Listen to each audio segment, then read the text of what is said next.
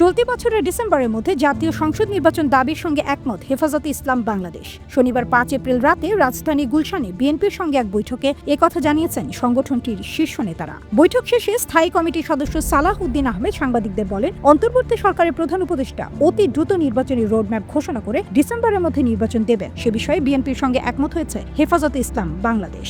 BNP চেয়ারপারসনের রাজনৈতিক কার্যালয়ে রাত ৮টা থেকে ১ ঘণ্টারও বেশি সময়ে বৈঠক হয়। এতে আওয়ামী লীগকে রাজনৈতিক দল হিসেবে বিচার ও হেফাজতে ইসলামের নেতাকর্মীদের বিরুদ্ধে দায়ের করা মিথ্যা মামলা প্রত্যাহারের বিষয়েও একমত পোষণ করেন বিএনপি ও হেফাজতে ইসলামের নেতারা।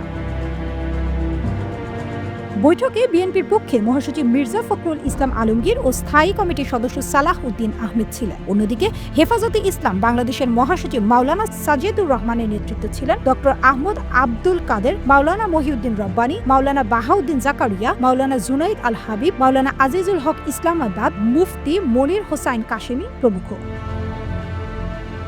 সালাউদ্দিন আহমেদ বলেন, বাংলাদেশের আলেম উলামাদের বিরুদ্ধে বিগত ফ্যাসিস্ট আমলে মিথ্যা মামলা দায়ের করা হয়েছে। সরকারের কাছে আহ্বান জানাবো তাদের বিরুদ্ধে দায়ের করা সব মিথ্যা মামলা প্রত্যাহার করতে হবে। তিনি বলেন, আওয়ামী লীগকে রাজনৈতিক দল হিসেবে বিচারের আওতায় আনার জন্য হেফাজতে ইসলামের নেতাদের দাবি আছে। যে দাবি আমরা প্রকাশ্যে করেছি, লিখিতভাবে করেছি, সরকারকে জানিয়েছি, জনগণের কাছে তুলে ধরেছি।